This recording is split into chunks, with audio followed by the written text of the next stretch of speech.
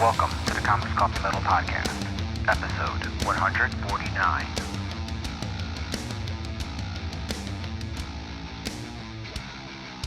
Greetings and welcome to the Comics Coffee Metal Podcast. I'm your host, Don Cardenas, and today I am joined by a long overdue returning guest and longtime bud, Mike Norton. Mike, thank you for coming back on the show. Hi. After like 4 years.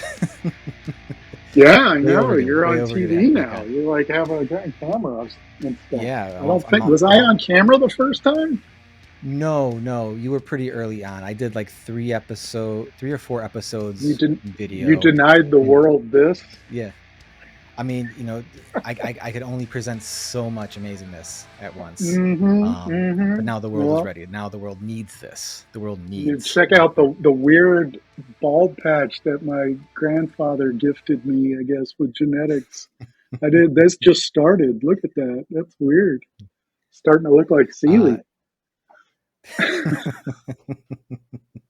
I believe you were like episode. You were pretty early on. But yeah, I did the first few episodes. I did video. I had Patrick from Challengers. I had Crank, the co-host of the Crankcast. I had Bob France. I had Tyrell Cannon. I had I think I had Kelly Williams too. He's good. But at that time, my computer was ancient. So like rendering any video like literally took like all weekend, even just putting together like a simple thing. So in the years I've upgraded my setup a bit. So now I can now it's just a couple hours of rendering as opposed to the whole weekend and my computer sound like a jet engine the whole time. Oh no. I keep telling Crank we should do it, but I'm just like, I don't think either of us want to learn something new. We're so grumpy with what we do know. We're so upset that we already know the things we know. Well, I mean, the Crankcast that you do with Crank, like you guys have been doing that since mid 2000s, and about 20 years now. It's barely a podcast, and we barely do it now. So, but yeah, it's more of a just trying to keep in contact with my buddy. I mean, essentially that's what this show is. Like it started off just me as as an excuse to force myself to talk to people that I know, and then over the course you get to meet new people and stuff since it's an interview show. But and you've had interesting people on here.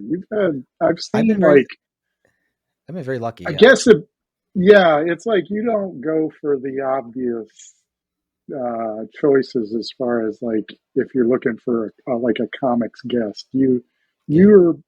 I would prefer something interesting like that than, hey, look who's, I don't know. I don't know anything about comics anymore. It's as much as I would love to interview like a more well-known or like creator, like I'm more than happy to talk about I got a chance to talk to so many interesting people I wouldn't normally get the chance to talk to, like Cian Mandrake. Their book was awesome. I never would have seen it like if it wasn't like for the podcast and them approaching me. And that's exactly what you should be doing, because that's that's how when I started like full time, podcasts were just coming into their own. And around that 20 years ago when I started mine. And I started mine after I did this podcast with Comic Geek Speak. And it really changed everything, because I was listening to them and I was learning about new books and new creators and stuff that I wouldn't have normally picked up off the shelves and stuff. And I think that's what you need to do. So I'm glad you are, because who wants to hear the press release that people send out about whatever book is coming out, so that's the good thing. You should do that. I can't claim thousands of listeners, but I can claim that, I have been contacted by enough people who say they just like enjoy the nature of the show and how I do things. And I'm like, cool, sure. That's enough for me. you mentioned like, being on a podcast and kind of inspired you to do your own podcast and all that. And, I was just thinking of like how much, like, I don't think it's as prevalent today, but like back then podcasts like really kind of like shaped a lot of people's directions with things. Yeah. Especially for myself. Yeah. I was thinking about that the other day, honestly. And, it was, I was working, but I don't know if I would have the opportunities and career that I would have had if I had not been on that show early on. And, and they were putting my name out there, and I became kind of a participant in like the podcast world for a brief moment.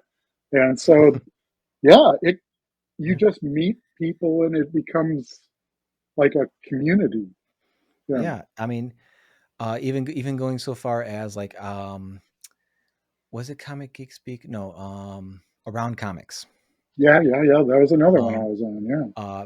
Patrick Brower was on Around Comics, and at that time I was already going to Challengers Comics, and I was getting back in the comics and all that. And Chris Niesman was the host of Around Comics, but he was also on 11 O'Clock Comics. And I'm like, 11 O'Clock, another comics podcast. Let me check this out. And through their forum is where I met so many of the people I know now. And, that's where I started my first project. That's where I got my first commissions from that forum. That's how it worked. Yeah. I wonder how it's done now. I'm guessing people find each other on Instagram and stuff, right? It used to be forums, message boards for me. Yeah. But Well, I mean, the forum things like really directed into like Facebook and Twitter in the earlier 2010s and all that. And then after that, I think it's just become so fractured that, I think people are going back to like I can totally foresee just forums being a thing again. Forum, but it's like a forum, but like on speed, and it's not for me. Too fast. Yeah. But I could definitely see forums becoming a thing again. I think you're right. Again. I think you're right because, it's like we've witnessed the rise and like going supernova, and now we're getting the fade out. And I went through it personally, going, "Oh, I love this," to a little burnout on comic podcasts. To I'm not listening to podcasts at all anymore. And it's the same way with social media, where it's like, "Oh, this is cool. I know so many people." To I cannot turn any of these on without the risk of me wanting to crawl in bed at the end of the day and pull the shades. So it's like I think we're just witnessing these lifespans in hyper speed. Yeah, for real. And it's kind of nuts. Like I pulled the plug on my Twitter long ago. Like I can't even reactivate it now. It's been, I've hit that. I've passed that point of it. And that was something I was totally like worried about, because not so much like, oh man, I have such a following on there. It's just like I just knew so many people on there. It's like, absolutely. So many have migrated over to Blue Sky or sticking around Instagram or whatever. And even though Instagram's still like kind of on the outs now anyway, because of all that. Yeah. But, with Blue Sky, I like Blue Sky, but Blue Sky is definitely easier to just like, okay, I looked at it for 5 minutes, I'm done. Like, it's easier to just like check out of it, which is nice, which is really nice, because I can catch up with everybody nice and easy. Good. And then put it away and I'm done. And, since it was a new thing and all that, I was able to get contacts with more people. That's how I was able to get Kelly Sue DeConnick on the show, because, for whatever reason, like she started following me on Blue Sky or whatever, probably because I was on a list somewhere, like just the whole thing. That's right. You can do the package thing there, right? Yeah. I haven't figured out how to do that, but I make a list of enemies. I made one just because, I like, was it because I had that Marge quote, like, you know, when she's holding the potato, I just think they're neat. So I just had, Yeah, yeah, they're yeah. neat, you know. But then, you know, I saw people like complaining, like, you know, like kind of feeling left out because they weren't on their friends list for something. Oh yeah, And sure, yeah. I'm like, That's this the is the oldest. MySpace top 8 all over Yeah, again. yeah, yeah, yeah. The oldest Yeah. internet jealousy. Yeah, I So hear you. I'm just not gonna bother with these things right now. But Yeah, well, I logged out. I yeah, logged out of all of them yeah, 2 weeks ago, and I okay, logged back in earlier this week, and then immediately logged back out. So I have really. This is the longest I've been off. And I hmm tell you what, it is very much like trying to kick a drug. It is very, I feel withdrawals and I feel yeah, kind of like sick and weird and out of touch with reality and stuff like that. It's very, it kind of just like lays bare how bad yeah. for you it might be. So, Yeah, yeah, yeah. It, you know, I think I've struck a much better balance with it because I was getting real bad for a while with it. yeah. Because for a while, you know, for a good couple months, it was like you have Instagram and uh, Twitter, and then Blue Sky, and then there's the Threads thing, and then there's I Facebook, and forgot then like, about threads. you know, like I completely forgot about one of them. Yeah. I forget about that until like I see like a notification pop up on my Instagram, like, oh, you have, you know, check out this thread. I'm like, oh yeah, that thing. Yeah, But threads. Oh, yeah, you yeah, threads. yeah. Well, you missed my amazing joke to myself. I wrote your name on my schedule here, but I wrote it MYKE Norton, going back to Oh, I did. old school Yeah, Twitter. when I logged in, I did see that. For it's like my old. Was that my Yeah. handle on message board? Yeah. You know, It it was on because Twitter. It was on Twitter because I think you were making fun of somebody who had I like was their name making fun spelled. of. I was making fun of Brian Salazar actually because Okay, he yeah, yeah, decided okay. that he didn't. Yeah, I got in trouble for that. Not from him because he's usually a good sport about stuff like Yeah, that. But someone snagged your so name up in the meantime, yeah, didn't somebody I couldn't log back in. I was like, well, I guess I'm Mike Norton from now on. he? Yeah, because Uh, my wife was like, "Is that how his name was always spelled?" Because she saw it on there earlier. I'm like, "No, it's just a really dumb joke from like 15 years ago." yeah.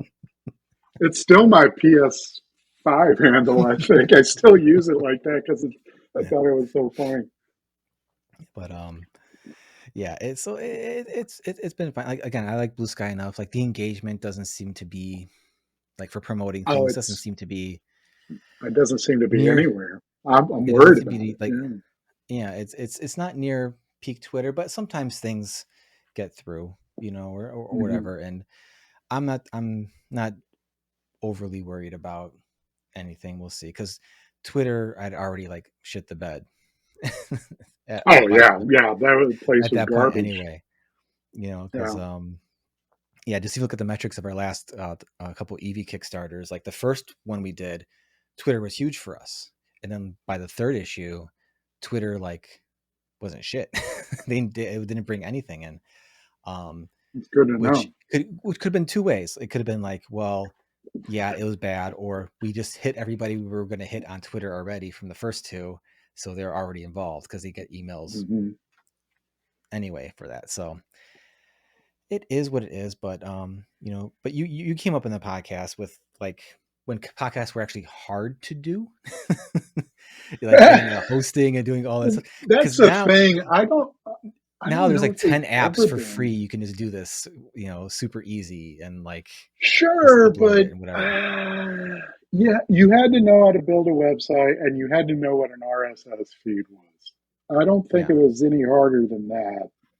Um, but we also didn't have to be AV experts Yeah.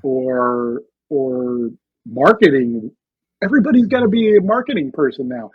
Everybody. Yeah. I'm not talking about people that work for themselves. I'm talking about Everybody. everybody has to be a marketing person now. Hmm. And it's kind of strange when I'll see like little kids who speak in marketing jargon. And I was like, do they even know what they're saying? Or are they just repeating something they saw on TV? And it's just like, oh, this is so weird. Yeah. Now this is Yeah, the my old drawing's man not getting Mike the engagement I hour. want at school. Yes, that's it. That's How do I get it. more eyes on my drawing? I need to get more eyeballs on my channel. Yeah. So smack like and subscribe. Like Wait, this is occasionally where my you kids say will, smack like and subscribe. and ring the little bell for notifications because The yeah, graphic is going over the screen right now. yeah, yeah. There you go. But first up, this message from Bombas. Anyway, Yeah. uh, Hymns. yeah.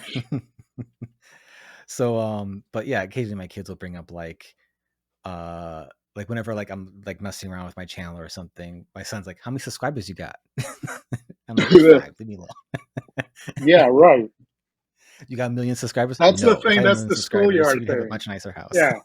It's so he can go to school and like say, "Oh, my dad's got more subscribers than your dad." No, he's, it's right now it's all very just like innocent, like he's just curious about it all or whatever. But Yeah. it's just funny to hear him say those words though. This is Mm-hmm. oh boy. Mm-hmm. You shouldn't know how to use those in that combination yet. Yeah, really. Well, he asked me. I remember distinctly. He asked me, "What does that mean?" Subscribers. Oh. So it means go draw. Go draw. Go learn to play guitar. Well, he told me yesterday he wants to be an artist and a teacher. So I said, "Wow, good job, buddy. Let's do it." Yeah. So we'll see. I still haven't tried the teaching thing. Yeah, well, it could. I knew what I wanted to be that early on, so maybe, that's the only thing I wanted to do when I was a kid his age. So, maybe he'll keep at it, or he'll find something more interesting. He's definitely a little drawing machine. Every night we got to sit down and he'll. Oh, that's cool. He'll tell me what he wants me to draw. Right now it's whatever like random characters he sees on a show or something. We went through a Sonic phase where we had to draw Sonics, and then since I've been like doing a lot of like the little emulator retro gaming stuff, they've been kind of getting into that too. So he's been playing a lot of Sonic and all that. So but then like I was going through all the Mega Man games and all that, so he's asked me to draw Mega Man and stuff like that. And I did a Mega Man cover. I remember that. Oh, did you? That was a long time ago. Yeah. It didn't have Mega Man on it. Yeah, who's the one with the scarf? I had to draw him. Oh, Zero. I think it's Zero. Yeah, I had to do Proto Man. Was it Proto Man? Proto Man. That was his name. Proto Man. Yeah. I had to draw Proto Man. So that's been fun because it's cool kind of seeing their what of my interests and my wife's interests they kind of like gleam to, because I don't push anything on them. I don't make them do anything or whatever. And right now my daughter's huge into Pokemon. Like, okay, that sounds normal. Yeah, and it's not so much. It's not the game. She just likes the fact that there's these 1,000+ little creatures who have like different forms and evolutions, and like she's fascinated by all that. And so she's into genetic engineering. Yeah. All right, so we're all gonna die or live because of her. She's definitely gravitated to like the different versions of the one thing, like all the Godzilla vinyls and stuff I got behind me and all that. Like she's definitely was into those for a long time, and all that. She won't watch a Godzilla movie with me, but she likes the Godzilla stuff. So we'll see. I'll get if I can force anything on them, it's that or music, but they haven't really aside from like brutally assaulting my guitars or telling me to stop playing. Oh Lordy. Anything. Yeah. So. I don't have that problem, but I didn't even think about that. Your room is probably so desirable for a little kid to go in. I think the funny thing is like I think they're just used to it.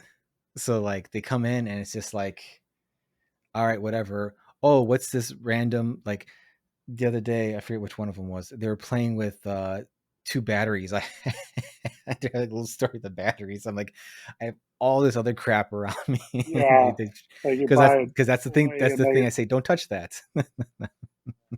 You buy my But cat a toy and he wants to play with a box. yeah, exactly. But there'll be a time when they get a little bit older. I'm sure they'll be more Yeah, into that. Because yeah, I'm just dying to like when I just justify buying one of those little small 3/4 scale kid guitars for them. yeah. But A good yeah, dad. but not that don't have enough regular guitars hanging How around. many do you have? How many do you have? 22. What? I don't 22. feel bad at all anymore. You shouldn't. You shouldn't. Oh, Um, Lordy.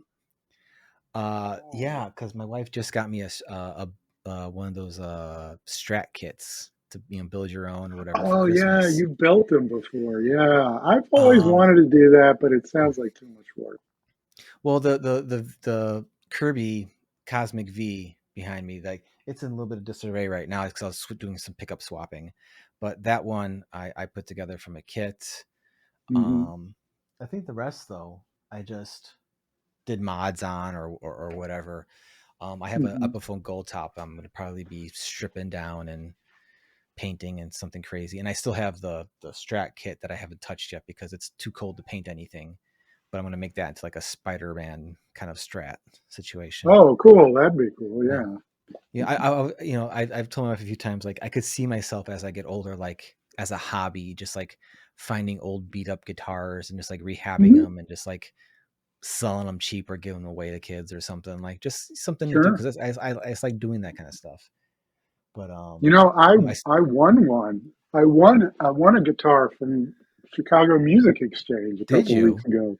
Yeah, I Oh, won like a real cheap like Guild acoustic, okay. and Nice though. I already have an acoustic, and it's a Okay. Guild. So I was just like, I think what I think I'm gonna do is learn how to like sand it down Hmm. and draw or paint something on it, Hmm.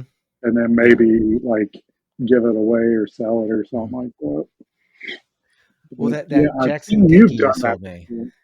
Yeah. Oh yeah, yeah. Like Did you paint that's it? that. No, not yet. Not yet. My initial like after I got the one of the the blue Solar guitar I have here because that was Mm-hmm. um yeah, let me grab that. After I got this one Mm-hmm. because this one I got free What? because last year they had a buy one get one free sale.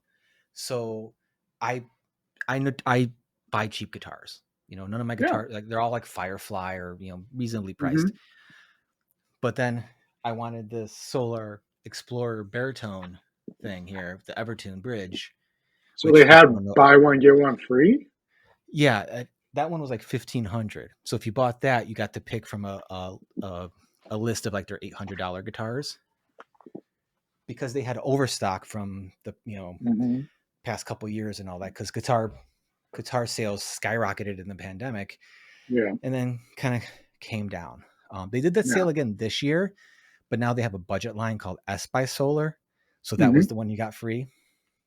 But once I got that one, the blue one, like that did what the Jackson did. It was a thrash guitar, it was Mm-hmm. so I'm like, well, I'll Oh, give this so are Jackson. you? What are you gonna do with it then? Well, my initial thought was like, maybe I'll find the kid who needs a guitar and just like Ah, give it right. to him, Yeah, it's perfect pass it on for it. because you gave me a crazy deal on it. So I'm like, You I gonna don't take feel the like selling invaders it. out? Yeah, they've been out. Oh, where'd you put them? Right now the invaders are the bridge is in the gold SG right there. Mm-hmm. That's my E flat rock Okay. guitar, rock 90s grunge Wow. guitar. Yeah. Um, and then the neck's in my Telecaster. Where is it? Oh, it's hanging down here. My John 5 Squire Telecaster, where I have the Invader neck, and then I have a JB in the bridge. And then Nice. I'm scared of soldering iron, so I've never replaced a pickup. I've definitely bitten off more than I could chew a few times with soldering stuff, but I've gotten the hang of it. And at this point now, though, like a few of the guitars I got the pickups from this website called Guitar Fetish. Yeah, I'm familiar with that. And they have their own little, easy system where you don't have to solder anything. You just kind of plug it in. Oh, it's solderless. Yeah. Yeah, it's like an aux jack, an aux plug. It's not like the EMG ones where they're a little more solid, but it works the same. So I got the. And those are reliable and everything. I haven't had a problem with them all. On this one right here, the Sunbursty SG I have here, I have their Dream 180 pickups, and those are basically humbuckers, but they're voiced as close to a P90 as possible. And that's the one I kind of like to use for like, low tuned, like fuzzy doom metal stuff. All my guitars, I have all the guitars, but like they all have like a purpose and a tuning. I mean, if you've got 20 of them, you might as well. I mean, it's I know it's a lot, but hey, I understand. I succumbed to my my guitar baser instincts.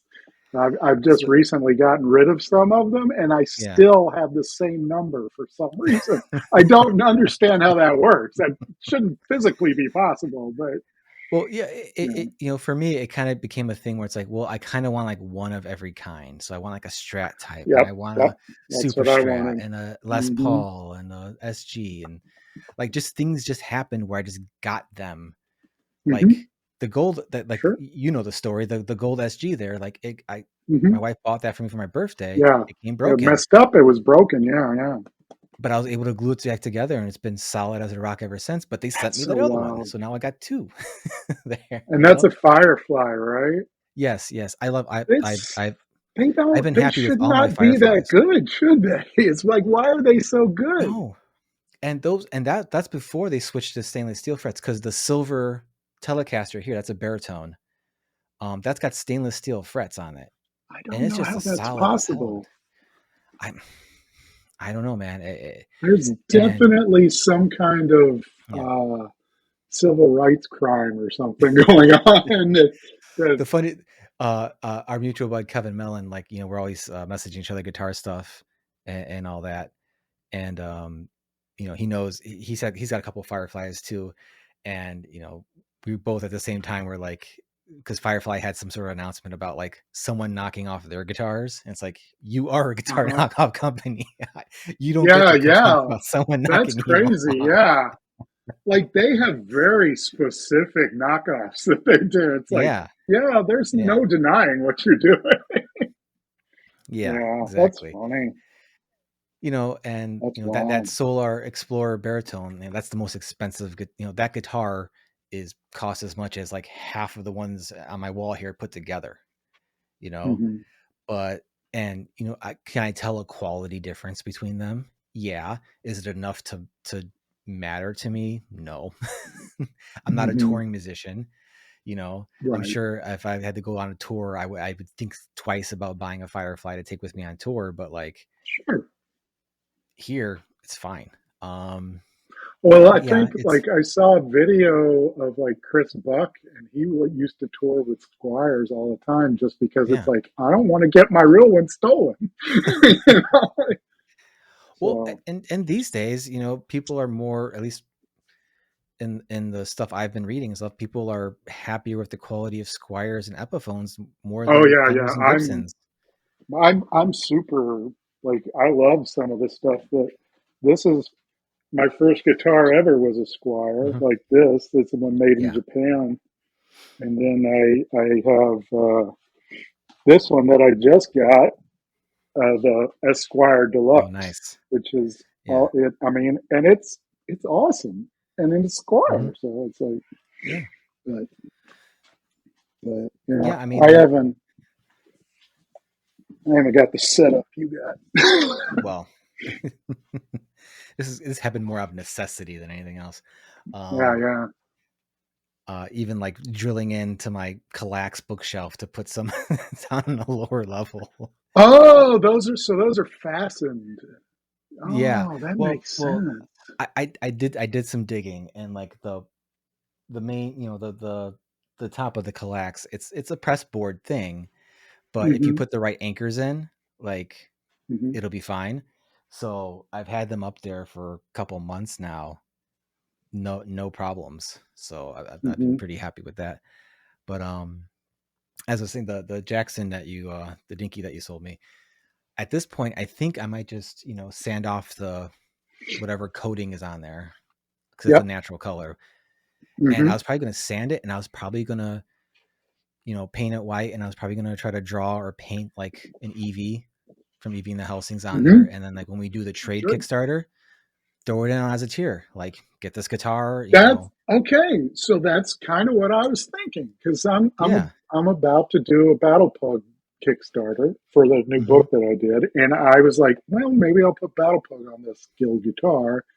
Yeah. And so you think that's a legit thing to make it like a reward or something on there? I mean, that's what I mean. I don't know if anyone's going to buy it, but like, Yeah, that's what yeah. I It's a feel like pretty niche. It's a niche yeah. thing. It's Yeah. But I also kind of feel like, it'd be a cool thing. Like someone might want to be in, Mhm. like, it's not going to be like the super ultra high price tier or whatever, but like Yeah, it'll be something, yeah, and yeah, I thought it might be cool.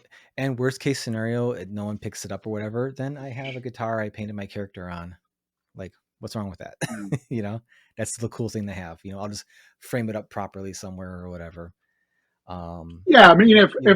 if Ryan Brown can charge $1 extra for an upside down book, Just then to pack it we can upside down, actually yeah. give you a guitar. Yeah, yeah, Yeah. We, for a bit more than a commission and all that, like I could probably, yeah. I could give you the guitar. But Yeah. it's it's funny because I've had mostly other musicians like, oh man, how what does your wife feel about all your guitars? And I'm like, she's bought half of them for me, so she doesn't get to see Yeah, anything. every time you tell me you've got a new guitar, it sounds like your wife bought it for you. I was like, my wife would Well, not do that. She well, actually did. yeah. She said she was like, "How about this for Christmas? We're gonna take a trip to Fort Wayne to go to Sweetwater." And I was That'd be like, pretty "That is cool. a lame trip, but yeah, Oh, I'll do that." I'd be excited to do that. Yeah, That's the I've only thing never been. worth It going to sounds Fort like Wayne going for to. anymore, huh? Yeah, that's Yeah. true. Everybody I know is gone from there, so it's like, Yeah. But yeah, well, like again, like my interest is in budget guitar. She knows I like to tinker, so like, $100, $200 guitar for my birthday or Christmas or whatever. Like hmm it's a pretty easy, like, oh, Don's gonna love this. Like the Strat hmm kit she got me, that was like, I think it was on Amazon. It was a Fesley Strat kit. I think it was on sale for like 99. That's And great. That's she's like, great. this will keep Don occupied in the spring. Yeah, there you go. Get them out of my hair. Um, That's funny. No. but no, though it's definitely becoming a point where I'm like, I might need to trim the herd a bit or something. But I Do don't know. any of your other guests tell you have a problem, or are they like, man, No. Usually I get compliments like, "Wow, I love your setup in the back and the I love your setup. That's pretty yeah, cool. But yeah, and you know, tossing the kudos to the wife again. My brand new edition of my awesome Godzilla hmm L- yeah, neon sign there. look like Like, a bar in Japan. I keep like in the back of my whenever I'm like, yeah, I glance up and I see myself. It feels like it's like the Hot Ones logo from Right? Yeah, yeah, YouTube. yeah. It's The like little Godzilla chicken. can't handle it. Yeah, He can't handle the last dab. yeah. The bomb. The But yeah, bomb. it's Yeah, I've people don't think I have a problem, but I don't think I have a it's not a problem. problem if it's like $100 guitar. Come on. Yeah. Again, I like used to it's spend that on beer, yeah. So, The only time I feel like it's a problem is when like I realize like, oh, it's been like months since I picked up this one, and then it's like, oh, the Right. strings are I rusted. I do. gotta I like, have that you problem as know, well. you know. That's a good question. Which one of those do you play the most? The yellow one, the I gold don't one, I have mean? a solid most. Like the gold one, like I recently just put that. It had no pickup in it for a while because I wanted to Mm, get like a more rock kind of pickup for it, like that kind of voicing or whatever, and I just never got around to it. And then after doing yeah. some swapping around and stuff, I just popped the Invader in there, and it just like, the vibe was just there for it. So I'm Mhm. like, okay, boom, like that's what that is. So it Yeah. really depends on what I'm doing and what I'm writing, because Yeah. Oh, that's right. You do a lot of writing. Yeah. so, and I'm trying to do more finishing this year, but Yeah. Well, I I'm guilty of that. I haven't done anything in 2 whole years, so I mean, it's I been a have while. I had the song come out with Kevin Mellon last year. Hmm. That was a lot of fun. We kind of sat on that one for like a whole year though, almost. But Hmm. he's got several demos from me for him, Hmm. and this is all like, you know, most of the work's on him because he also does like a lot of mixing and stuff like that, and Hmm. additional instrumentation and stuff like that. So like that's nice for me to where I can just like, here's a pile of fucking riffs, like do something Yeah. cool, and then we'll go back and And forth he's with it, also drawing too, right? Yeah. Yeah, and So he's he's like he's getting work. back into Yeah. doing it. Yeah, he's busy as shit too. But We don't he have posts. time for this. At one point he's like I want to do like a metal thing because he's been doing a lot of practicing of his vocals and stuff, especially for like Oh, the cool. screams and stuff. And I'm like, well, I basically said like, well, I have all these Rifftober, like, why don't you pick a Hmm. handful of those, or if you see me post something, like, tell me if you like it, and then we'll do that. And that's kind of what happened. So, Hmm. I, Hmm. and then I have my own personal stuff. I'm trying to wrap up a couple things on. But Hmm. yeah, it's like I have different projects I'm doing. Like I have a straight up like death metal project I'm doing, which Hmm. is, I call it kaiju death metal because the name of the project Hmm. is Angaris, from one, because Right. I'm a huge Gojira fan. So like having Uh-huh. his buddy, but also like I'm writing the songs from a perspective of that particular kaiju talking shit about other kaijus. Is there a rap verse in it somewhere? That would be funny. No. But the first song I'm finishing up, I've been working on it off and on for a couple years now, but it's called Three Neck Bitch. It's about Ghidorah. Oh, um, really?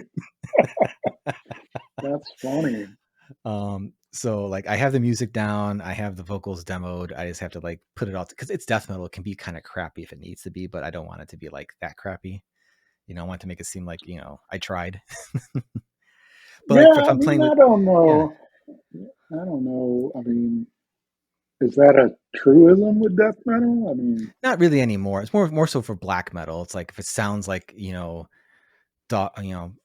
frogs farting in a made in a garbage can, it's basement. probably like the album of the year. But Yeah, that's funny. no, like to get to the point, like it's like really depends, like because each guitar I have, like if I feel like it has its own vibe, you know. Sure. That's what, So like that's what guitars, yeah. so like for the stuff I do with Kevin, that's kind of like lower tuned stuff. So that's where the baritones come into play. Hmm. For the death metal stuff, that's kind of where the solar comes into play because that's more of a thrashier. I could play a lot faster on Hmm. that one. It's a lot easier to play faster. On my John 5 Telecaster, and kind of the where's the other one?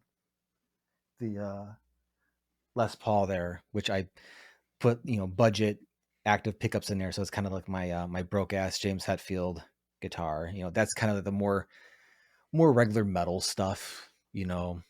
And then I have the stuff for low fuzzy tunings, and this Harley Benton red one here with the Floyd Rose, which I only use when I'm recording like solo stuff, like solos, which I'm not very Hmm. good at. But like it has the Floyd Rose, so you can do the crazy dive bombs and stuff like that. Hmm. And some of the guitars I have are basses, because I started off as a Oh, bass right, player. yeah. Yeah. I got So, rid of my bass. I got rid of it. I sold it. but No I'm more really bass happy for with. Mike. Ah, Well, you don't need base anymore. You just get, easy base program. I have it. Yes, I do. I have which actually, like, if like any of the riff videos I've posted recently, like, it's easy bass. Like, I literally just like track it on my guitar, then you can have it just like read the guitar DI, and it converts it to the bass MIDI notes, and it's like just you tweak it a little bit, and it's just a lot faster than unplugging everything.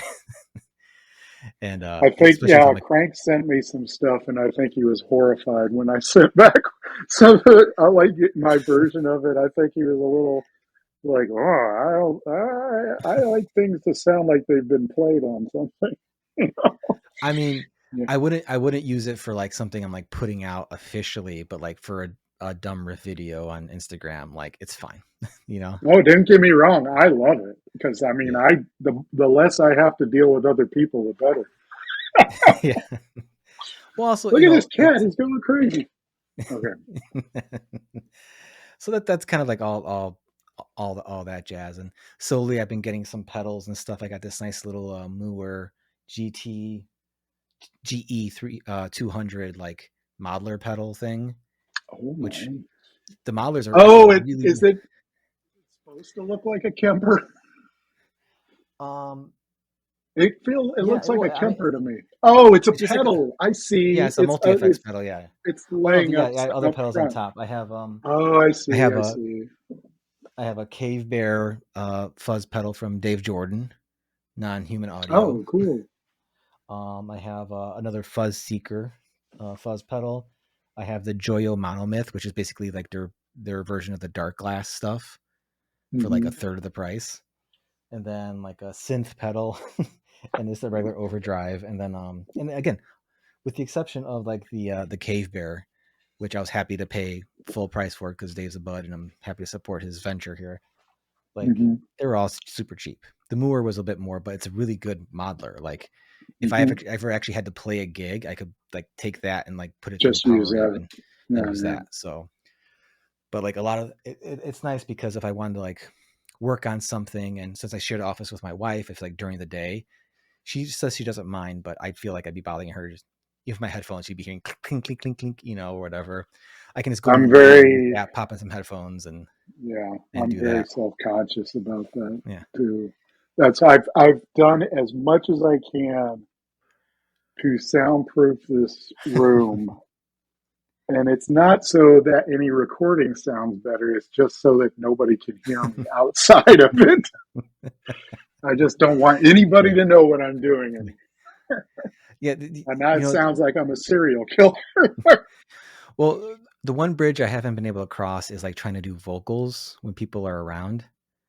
And that's just because like when you're doing like screaming metal vocals, you sound ridiculous. You look ridiculous. It's embarrassing. Even if nobody on your block is there, you just feel self-conscious. Yeah. Because especially if like you're layering stuff and you have to do like the different like tones, it's just it's just so ridiculous. And I just can't like get over that like feeling like she wouldn't care if I was like in the other room doing it while she was working, but it just would be like so awkward for me. It's like, we've been together, going on 26 years, babe. But somehow this is the one bridge I can't cross with you. Watch me go, or whatever. I completely understand. Completely understand. But that this is how it is. But to stop talking about myself here.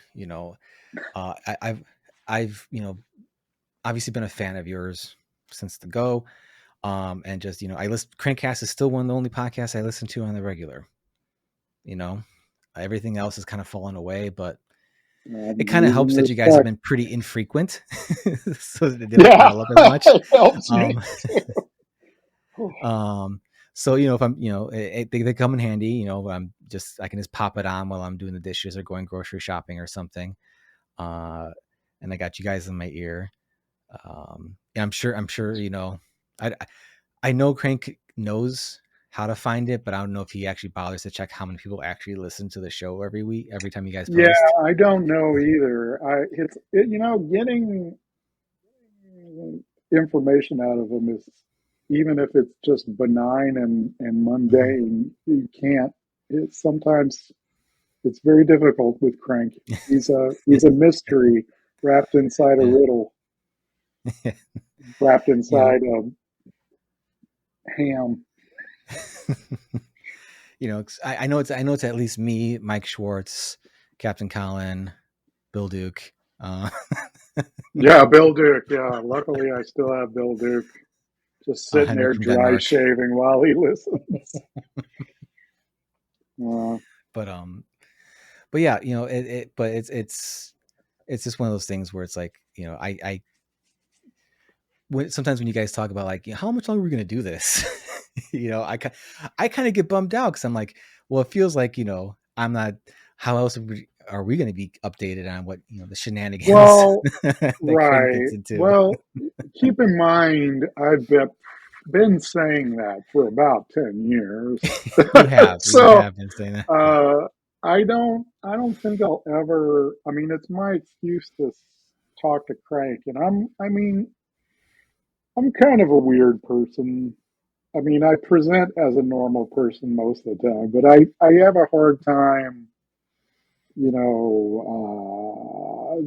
talking to people, and not just people that I don't know. It's like the people in my life I have a hard time, I guess, staying in contact. Just, I don't know why. I've just always been like that. So I use it as an excuse to talk to Crank, who's been one of my longest friends, at this point. So I don't know if he appreciates it, but that I've hijacked him into doing all this work just so that I can talk to him every week. But I don't know. I'm glad he has. I can't claim to have any great insight into Crank's mind. Nope. I've talked to him a couple of times. I feel like I could say we're at least friendly acquaintances. I kind of, but if I had to wager a guess, I feel like he's happy to have that other thing to do. It feels like if you guys weren't doing the podcast, he would have filled that with something else. Else to do. Because for myself, I was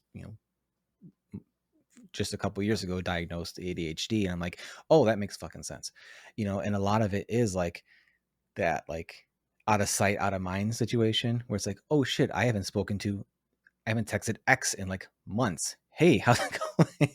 Is that what that means? Do I have ADHD? Is that what that means? It's kind of a spectrum of things. So it could be. I'm 50 something now. Heck, it's too late. It's not like I'm going to go back.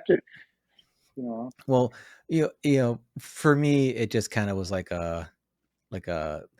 it's like that moment in a movie where you're like, you stop and you're like, they show like, oh, here's all the shit you missed and how it leads to like this solution. And it's like, oh yeah, that makes sense now, and so for me personally, that's just kind of like better understanding of like how my brain works and trying to find tools to work with it. So it helps you design your life around it rather than I did opt to after a year or so of it, I opted to start trying some medication for it, and it helps sometimes. It's it the problem is like it usually helps me focus on a thing, but I don't always get to choose the thing I need to focus on, so it could be like, oh, interesting. It could be like, it'll lock me into something and let me like stay focused on it for a much longer period of time. That I could normally, because part of ADHD is also hyper focus, so that can happen naturally anyway, but just kind of like puts a consistency to it, or at least for me.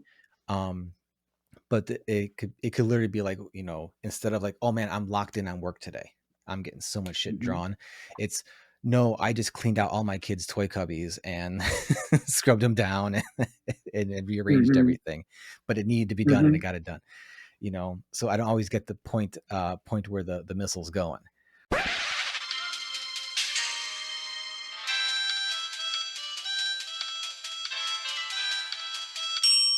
I don't know where I may have cut off or not, but Where did I freeze? I was yammering on about something. I was yammering on about just how, yeah, just having the diagnosis and like understanding what parts of it Yes. I Yeah, you. with helps just with my general relationships too, because even just recently my wife called me out on, not called me out, but she's like, it seems like this is happening, and I'm like, yeah, you're right. Yeah, that's what I was saying. I was talking about how I went to Thought Bubble a couple years ago, and there were these people coming up by and handing out these free books about um, uh, mental issues in the comics creator community. And I was like, wow, that's interesting. I have it up on my rack over there. And I was like, Mm-hmm. wow, nobody ever really specifically talks about, because, the arts tend to bring a sort of high strung Yeah. or a certain kind of personality. But, it used to be sort of a romantic notion to have a monkey on your back that way, like some Yeah. kind of demon you were fighting. Yeah. But I hate it. I've had issues Yeah. with like depression all my life, and it's just like I absolutely would get rid of this if I could. I Mm-hmm. don't want to be sad. Yeah. Part of the reason I work so hard is to kind of avoid that kind of stuff. And Mm-hmm. yeah, I'm glad that more people, and I'm glad you're able to, like, it helps you with people more, because I'm Yeah. still trying to find that for myself. Yeah. Like I said, I'm a weirdo when I talk to people. And well, Uh, I have to say that, one, also doing the podcast has kind of really helped me out with like talking to people. hmm I hmm don't know. Like, I've said this before, like, but like one of the, like, literally like the first creator I ever went up to and like tried to strike a conversation with at a convention was Steve Bryant, and like, he is like the guy you talk to, like, cause it's like him hmm or Sean Pryor, like you talk, like pick one of those two guys, like you're good. Like you have a pleasant interaction guaranteed. Um, but That's true. There are, I mean, yeah. Art and Franco, you're guaranteed. Yeah, yeah. But That yeah, not. Oh, yeah, well, there's there's so a many more people very now. Yeah, so many more people now. there's But more yeah, now. But I mean, yeah, yeah, those are good ones, because you're never yeah, gonna feel like you imposed on someone. yeah, yeah. And I just kind of like, and my wife's mentioned too. She's like, because she was there the whole time. Like she's like seeing me, be nervous, flop sweating, talking to anybody, hmm to hmm just like running up to people and like, hey, how's it going? Like, just doing all that. Like, she's like, it's like night and day. And I'm like, Yeah. well, I kind of like, there's multiple factors in it for me. One, I just hmm kind of realized over the course of a few years, like, well, if I'm going to want to do anything in the comics area, I have to go talk to people. I have to like, hmm and if someone gives me like a bad interaction, I just take it as maybe they didn't have a good day that day and try again. And then if it happens hmm again, it's like, okay, maybe we're not going to jive. We're not going to vibe together. That's cool.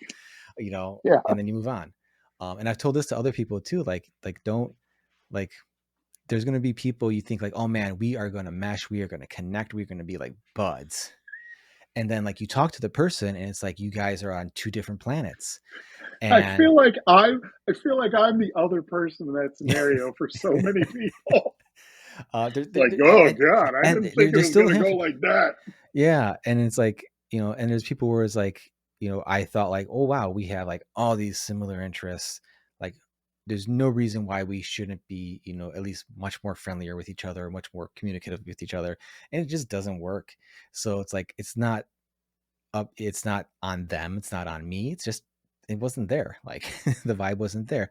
And then there's people I never thought I would like vibe with and chat with and hang out with. And it's like, but we're buds, like, Yeah. so it's like, it's just kind of what it is, what it is, like, just, and, as, my wife and I were having kids and stuff like that, a lot of the stuff I do is just like, because I don't, I kind of want my kids to grow up saying like, dad just did stuff, He wanted to do something. He just did yeah. it. I've mentioned it on Instagram when I did the polar plunge and all that. And, my mantra for this year is just do the thing. Just do it. Like That's real good, man. Just do it. So, that's why I'm trying to finish more things. I'm just trying to get stuff out there. I'm, behind the scenes, I'm trying to shoot my shot with some guests on the show that will probably say no, or not even give me the time of day. But you know what? That's fine. I'm just going to try it. Yeah, I hear you. Worst thing that happens is it doesn't happen. I still got plenty of amazing people, thankfully, I was just messaging Chuck Beebe earlier today, just catching up, and, I'm like, you got to come back on. He's like, hell yeah. Tell me when. It's like, cool. Like, never in a million years would I thought I'd be like having that kind of rapport with like Chuck Beebe and shit like that, who's I haven't amazing seen creator. him in a long time. What's he been doing? I don't know exactly what stuff he's been working on. I mean, he's did like a bunch of like a cool Wolverine print or something that he put out a release on. And I know he had his music last year, Azure, his black metal project that was actually really good. It was really good. And all that. So, I think was it earlier today? Yeah, he had or was it yesterday? He had a bunch of bad Wolverine jokes to go with his drawing or whatever, which I was applauding. But yeah, it's just this kind of stuff like that. And it does kind of like go back to at some point to something you told me before, which might have just been something you were saying to anybody, which is it's a very general advice. But I remember that's me. I remember it very distinctly, like maybe like I don't know what else to say to this kid. Like I don't know what's, but you told me straight up, you're like just do your own thing. Yeah, and I kind of like take it, and whenever like I do kind of take that to heart, where I'm like with the podcast or whatever, I'm just going to do my own thing, and because whenever I try to chase a thing, I end up disappointed because in the end it's not what I really wanted anyway. I love hearing that because I've been telling people that for a while now, and it's mostly to try and convince myself. I hate to be the person admitting this, but it's definitely a do what I say and not what I do sort of thing. I really need to follow my own advice, but it's true. I mean, life's too short for you. I mean, if you want to chase, there are facts about making a living in this business or any business. And if you want to do that, you have to do certain things. Yeah. But also keep in mind, I know just as many people who are very successful in this business who never, ever did anything that anybody else told them to do. So it's like I'm jealous of those people. I'm jealous of people who follow their thing because it speaks to a self-confidence that I don't know if I've ever had. And I admire and I'm so jealous of people who do that. So when people do Kickstarters or they come out with their own book, especially if they've never, I mean, if you talk to somebody and there's like, so you have any like big two characters? Like, no, don't want to do that. And I'm like, huh? This person knows what they want to do. I'm so jealous of those people because I was never like that. I was never like that. I just now at my older age coming to the point where I that's all I want to do now. It's like if I sat and thought about it too long, I'd be like, oh, I wasted a lot of time. But no, I didn't. I didn't waste any time. I'm just now finding what really, really speaks to me. And if it's important to be true to yourself and to do stuff that'll make you happy because there really isn't anything else. Yeah. There really isn't. That you have to survive and make that survival bearable. Yeah. And that's what doing what you want is all about. So it's like, yeah, You have to survive, live in a society, and make that bearable. Yeah. So yeah, you don't have to Mhm. do anything that people tell you as long as you're not hurting anybody. So Yeah. And yeah. it really, for me, it really kind of started with when I just kind of realized to myself, like, one, any like quote unquote big two stuff, like even if I Mhm. were to be considered good enough to do any of that stuff, the stuff I would want to do, they would not let me do. You know, Sure, sure. the stories I would want to tell, they don't want to hear that. Not that they're these great amazing stories. It's just like, no, they're not going to want that direction for the character or whatever. Um, Sure.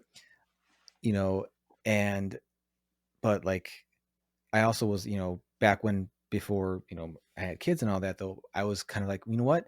As long as I have my bills paid, my job, like I'm happy just making the things I want to make. Yeah. And you know, you say that that you're just trying, you're bad at following your own advice on that, but I look back and I see like Battlepug and Revival and Grumble Yeah, I and mean, those are, I mean, I've been really lucky and happy to do those things. And but I feel I guess it's already been a long time, but Mhm. that's 10 years out of, I mean, I've been doing this since 97, so it's like, and I've always been like, what? All I wanted to do was draw other people's characters, and I'd be a hypocrite to say that that's how I make my living. That's Yeah. how I draw other people's characters, and I, I still find it fun in a lot of ways. So, Well, and um, and, and that's awesome because, mm, and to look at it from another perspective, also, like you spent, the beginning years of your career, like drawing big two characters, all these, quote unquote other people's characters, but you also developed your skill to a point to where, like, when you do your own things, like, there's not really like anything holding you back on what you want to sure. I draw, mean, that's you know? that's what I mean when I Yeah. say that I don't regret any of Yeah. it. I think I did what I needed to do at the time Yeah. that I needed to do it. But Yeah. yeah, I am supremely in awe of people who think of their project first, because I don't know if I've ever done that. Even with Battlepug, I will Yeah. always put that off to do other things. Like I put Battlepug off to do Grumble, Yeah. that kind of stuff. So I, No. I mean, it's kind of a lateral move, but it's Yeah. like,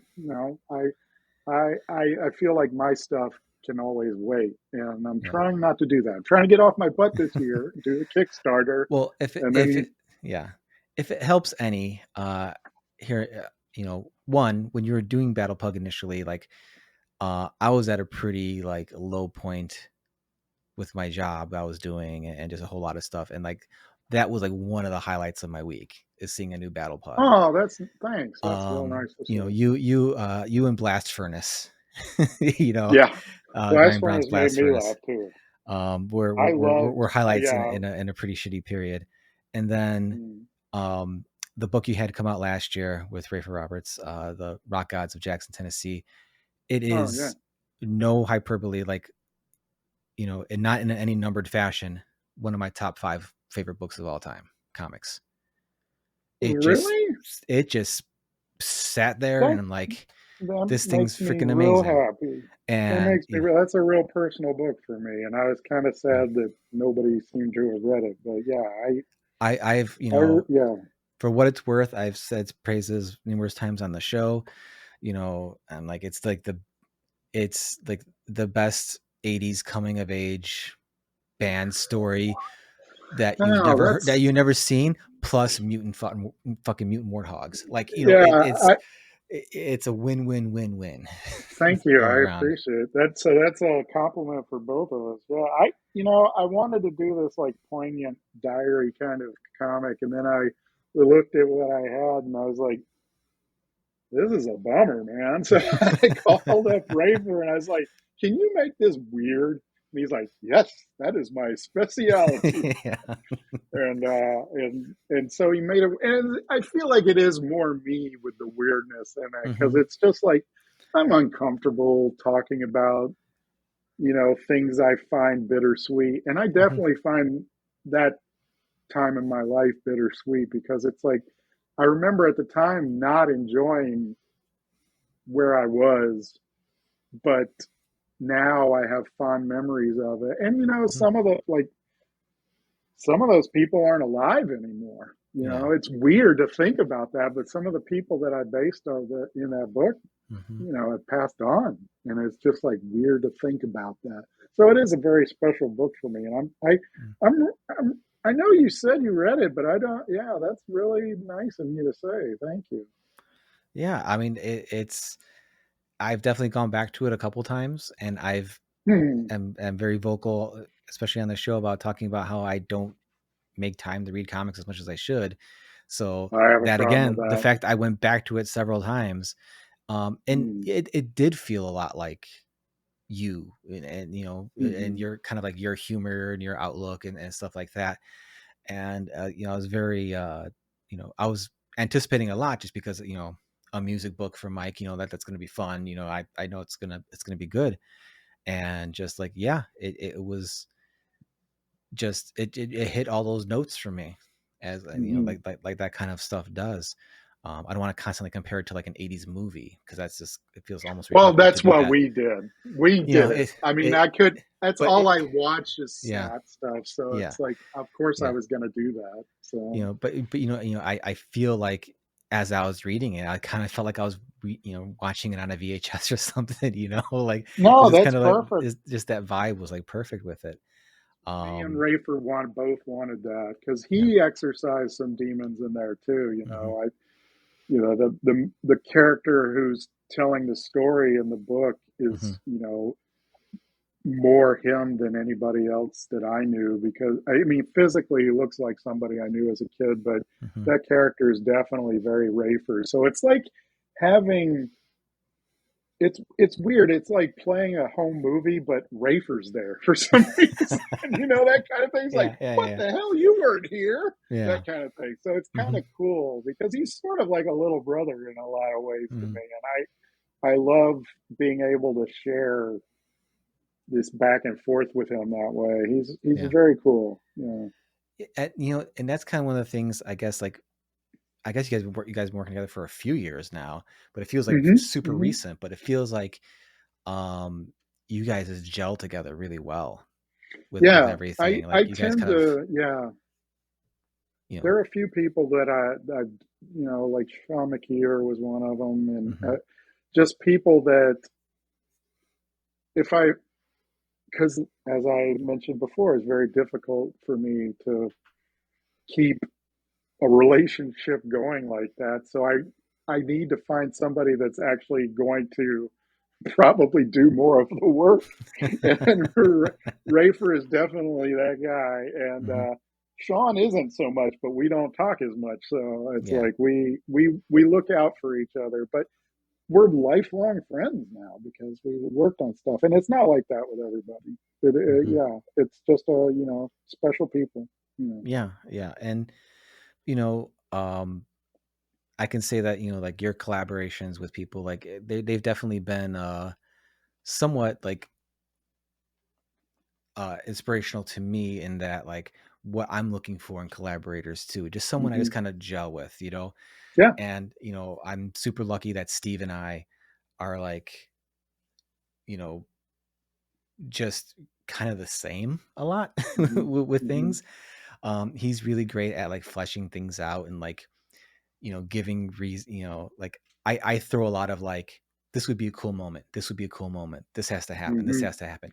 And Steve's That really is good. exactly what I do. Yeah. And Yeah. Steve's really good at saying, awesome, because I was thinking XYZ, and that makes everything make sense, you know. Yeah. As I said, I don't know if we're recording when I said this, but like for the next Eevee arc, I pretty much like pitched the plot to him, and he's like, well, and he was all for it. And then he's like, I have these ideas to tie this into that. And I'm like, that just like, that's like we fucking planned it perfectly together. And it just meshes so Yeah. well. Yeah. And you know, the next couple of projects I'm working on with the writer Grant Stoy and writer Philip Butehorn, like two other guys. I worked with Philip before on some short stories.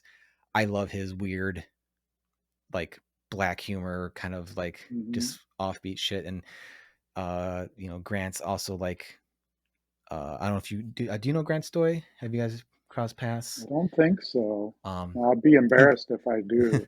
he No. did he did a really good book called Side Quest. I think it was might have been with That Scout. sounds familiar. So it might have gotten mixed up in that whole nastiness with that. But he's just a hilarious dude who I just love Mm-hmm. just fucking around with. But he's also like a really, really like great writer. And like Mm-hmm. I jumped on this project with him and I was reading the scripts and I'm like, shit, like he's fucking really good. Like I knew he was good, Mm-hmm. but I'm like, no, he's got the sauce, man. Like Mm-hmm. like I'm gonna glom onto him. But no, like we just kind of like vibe really well together. And that's kind of like Yeah. it feels like, a lot of the stuff, especially the when you have the creator own stuff and you're going, you have that vibe going back and forth Mm-hmm. with everybody. And even if it's like, you and Alan Mm-hmm. on colors, or you and Crank with the letters and Mm-hmm. all that, like just, it feels like, that's incredibly important to just the overall feel of the project. And that could just be because I know that I know you guys get along. I know you guys. So that to me, like it adds that Right. extra bit to it. Right. I don't know if that would come across to someone who doesn't, but for me, since I do know it, Yeah. like it's just like the icing on the cake for it. It's just like, Sure. it's good to know that everyone's just like enjoying what they're doing Yeah. and I mean, it's not going to be a surprise that the favorite things you do are going to be because of the situations or environments that those yeah. projects created, and a lot of that has to do with who you're doing it with. Mm-hmm. So you're going to have the stuff I did with Sean, the stuff I did with Rayford, the stuff I did with Tim.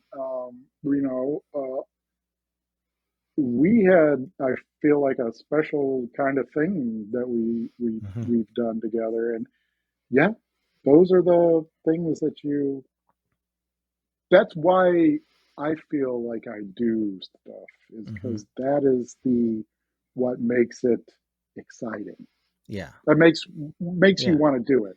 Other Yeah. than the technicality of what is Yeah. drawing, that kind of stuff, it's the excitement you get out of the creation of something. Mm-hmm. And Yeah. that's where other people come in. I find it more fun than doing it myself. Yeah. Speaking of your collaboration with Tim, obviously Revival was the big one. Hmm. Um, awesome book, and just recently they finished filming a few episodes, or is it a full season, or like 10, short it's season? full season. Full 10, season. 10 episodes of a full ass Yeah. season of the book. Wow. Finally. Yeah. I can't wait to watch it, Me too. wherever it lands. Uh, It will be on Sci-Fi okay. and whatever streaming service I think they that might be decide. Peacock. Would it be Yeah, I Peacock? think NBC owns all of them. So Yeah. yeah. Okay, So cool. it'll probably be on Peacock, and it'll. So far, everything I've seen is I could not be happier with how it Nice. looks. Nice. Um, I have not read a script at all, Mm-hmm. but I've watched it filmed, and I Mm-hmm. can attest to the talent of the actors involved. And I cannot wait to watch it because it does feel like our book. Like I Okay. was there and I saw it, and it felt like what I was drawing. And it was so weird to see something like you made up that Mm-hmm. other people are actually taking seriously. You know what I mean?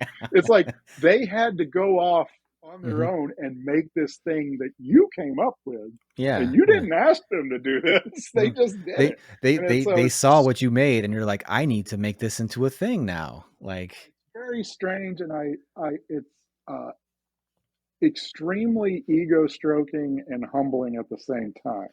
mm-hmm. It's weird in that regard. And yeah, I hope it does gangbusters and they do a second season. And Yeah. I love for that. I it's a dream that we all have. Mm-hmm. So I'm not gonna not appreciate it. Yeah. It's we only this could be the only time that it ever happens to me, and so I want to do something I don't do, which is, enjoy it. Yeah. And I don't want to speak out of turn, but I know it's kind of been some starts and stops with that throughout the course of the Oh book. yeah, it's been 10 years off and on. And not the first time NBC has had it. NBC bought it the first time, and then they didn't do anything. The option went to another thing. It was going to be a movie. And now it's back. So nice. yeah. Was there any, like, in terms of like your personal involvement with the show, were you very much just like, I'm on set, I'm just checking it out? Or was there at any point anyone's coming up to you and like, what do you think of this? What do you think of this? Do you have an opinion on this? Nobody asked my input on stuff except for like the general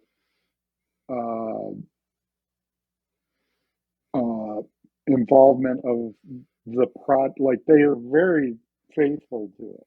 Mm-hmm. And my art is everywhere. They asked Tim for some input, but that's because he's the writer, right? Yeah, So yeah. they asked his opinion on some things because it's not like word for word. They've changed some stuff.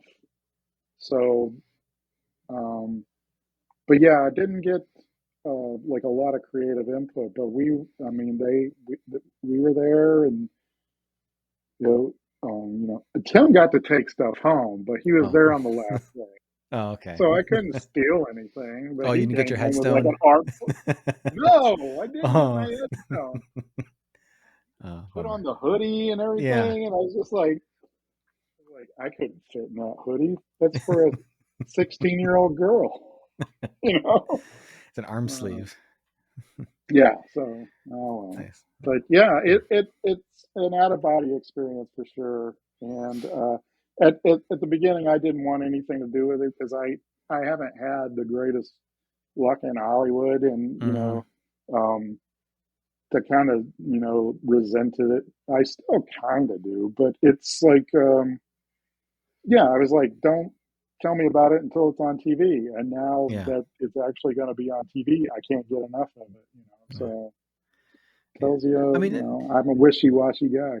What? I mean, it's totally understandable. Like, if you've been burned multiple times, this is kind of like, don't play with my heart like that. I'm not going to get involved. Yeah, it's tough. And then I'm sure, like, just being a chance to be on the set and see the people and see how much they're passionate about it and all that, I'm sure that's like, well, maybe I can have like open up my heart a little bit. A little bit, yes, yeah, exactly. And being excited about this. Well, now it's like God, I hope it's not terrible. That's a joke. I think it's going to be good. I'm excited. The writers are quality people, and the actors are great. They're people. Every time they would mention an actor to me, I would bring up like probably their most embarrassing role, because it's just like, oh yeah, they were in this B movie that I watched, that kind of thing. Yeah, it's kind of amazing. So I'm loving it, and I can't wait for other people to see it. I hope everybody loves it. Awesome. And I was excited to see that fellow Chicago creator Michael Marici was involved at some point, because he's been. I didn't even know about that. Didn't he like direct an episode too, or something like that? I think he did. Or? I don't know. I think that we have the same director for. I think we only have two directors. Okay, he may. But yeah, he wrote the pilot. I didn't know about that. I mean, it makes sense. Yeah. But yeah, I didn't know about that. Yeah, so that's how much I told you I wasn't involved. I was just like, don't play with my heart, guys. Just show me. Show it to me. Well, based on the stuff I was able to see that you guys posted and the announcements and stuff, like the casting seems like almost too perfect. It's just like, everyone just like seems like totally, Yeah, they've changed some pretty obvious things, but most of it was just like, why wouldn't it be that? In fact, some of it was like making me reconsider what I was using as like, inspiration and I stuff. should have went this way with this. Yeah, well, I did have very specific inspiration for certain characters, and even the sisters, especially, I wanted them to be their oppositeness reflected in who they were. Dana was supposed to be this kind of curvy, like not not fat but larger, than and M is a very like gaunt. But and it's on TV, so they got two beautiful people. It's like Melanie Scrofano is just amazing, but she is that character. It's like it's amazing, it's crazy, and Romy is a perfect M. She's got the creepiest fucking look ever. It's just like, well, that's M. So well, did great.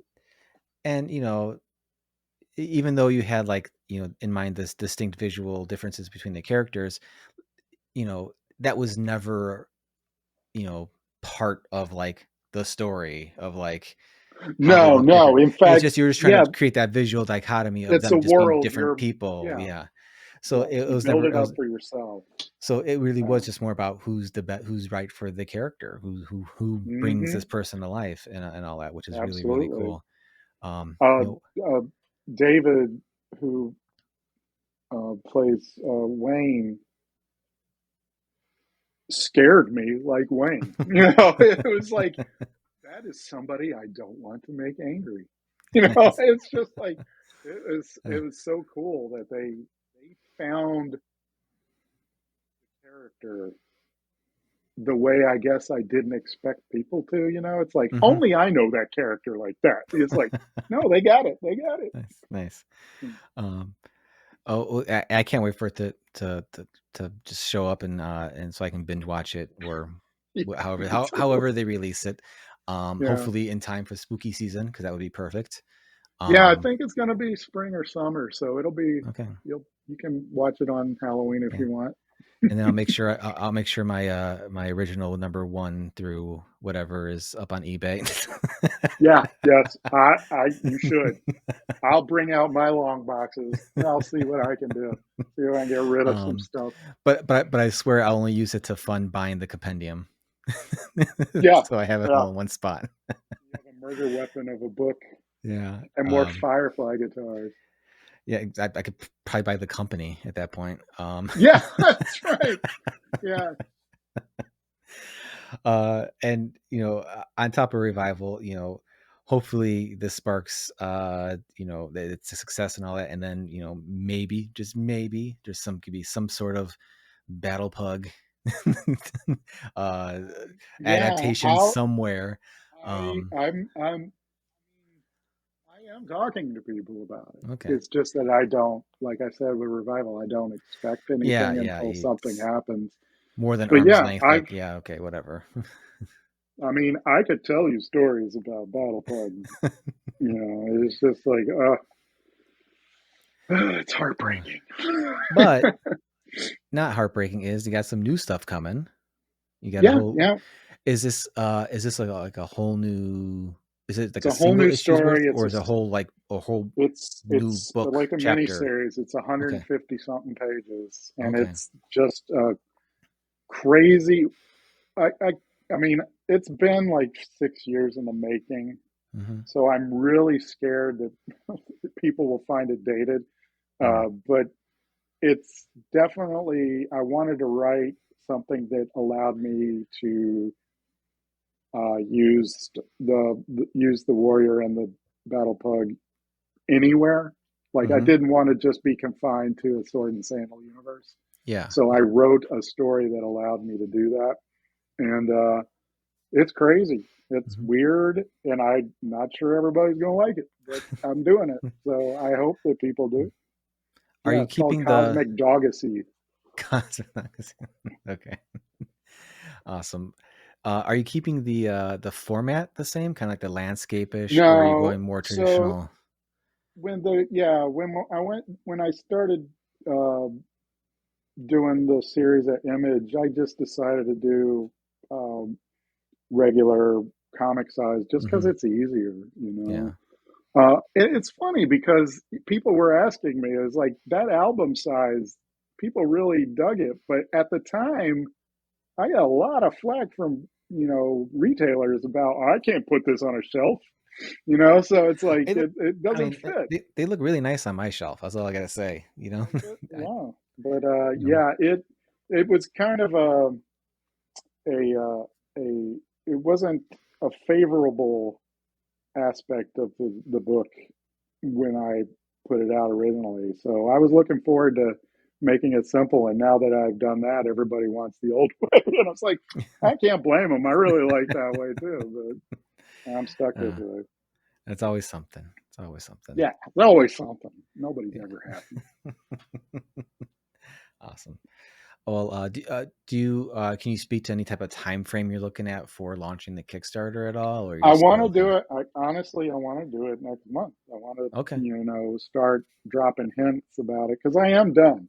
Okay. Crank's lettering it. Okay.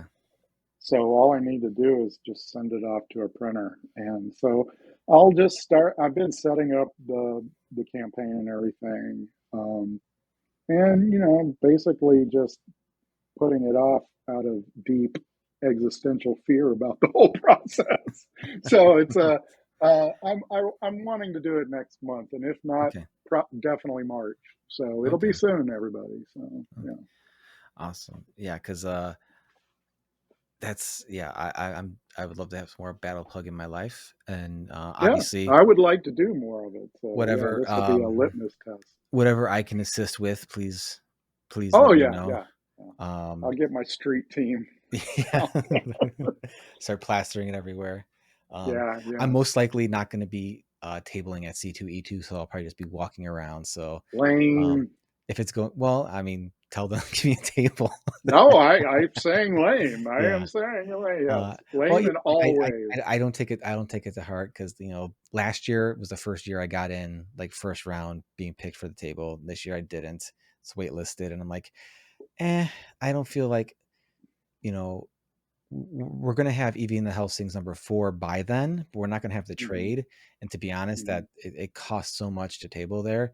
Like I'd rather have the trade to sell when I'm there. So I also applied to do a panel, Hmm. so I'm waiting to hear back on that. So if the panel's Hmm. approved, I'll have a pass there, and I'll just go on that day and just Yeah, go do the schmoozing and do the panel and all that, and then I'll probably bring the kids and go into bankruptcy you'll on have a Sunday. better experience than Oh, most for of the sure. people there. Oh, oh, for sure.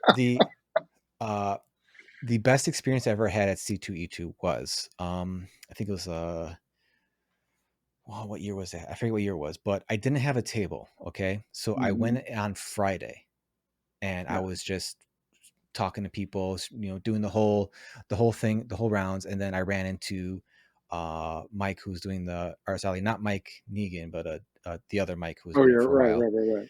And he's like, I've been in contact with him about a waitlist table. He's like, hey, you want to do Saturday and Sunday? $200. And I said, I was ready to go. Like, sure. So then $200, I did Saturday and Sunday, low, like less than half the price of the table. I was next to James O'Barr. Like I did gangbusters on the show. And so I got to like attend the show, Hmm. no pressure. And then I got to have a cheap table that I did really well on for 2 days. And it's like pretty sweet. The best time. Yeah. That was the best time. Now, Yeah.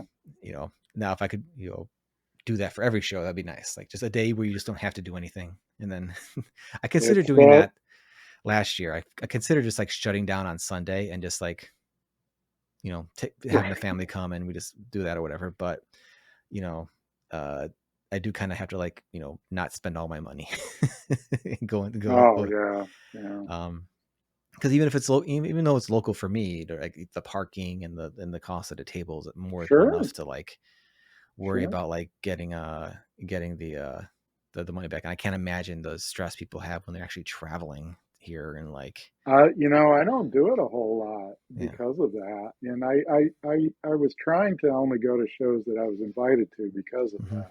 But and I mean, I don't think that's a bad strategy to have. But if you're trying to get your name out there, Yeah. Sometimes, I mean, people like Leanna Kangas and Yeah. those people really work it. They get out there, Mm-hmm. they go to all shows I've never even heard of. You Yeah. know, it's just, Yeah. it's like Yeah. Elm It feels, Street Con or something yeah, like it feels that. like every It's time like, I turn around, like Liana or like Gavin Smith or yes, Gavin's one of them. Yeah, they're at some convention I've like never heard of before. It was like, okay, cool. Like they're doing it, they're working it. yeah, Um yeah. and They're doing. They've got the energy that I don't have, and I should probably be out there doing. But yeah, yeah, they're out there doing it. yeah. But there's more than one way to do this. And to be honest, like I don't know, the whole, like, from the more people I speak to about cons, like it's very like it's even more like hit and miss than it ever was before with like Oh yeah, doing yeah. I well, because bet. I mean, I think it might be something that's like it will eventually ramp back up again, because I think people were just like kind of getting out of that weird space of everything. I But know I am. yeah, I think we're all still like just working through that, because last year C22 was a lot better than the year before, because the year before was Mm-hmm. abysmal, like at Mm-hmm. least for me. And then last year was fine. I actually made profit, not much, but I wasn't Mm-hmm. I wasn't in the red, so I couldn't complain.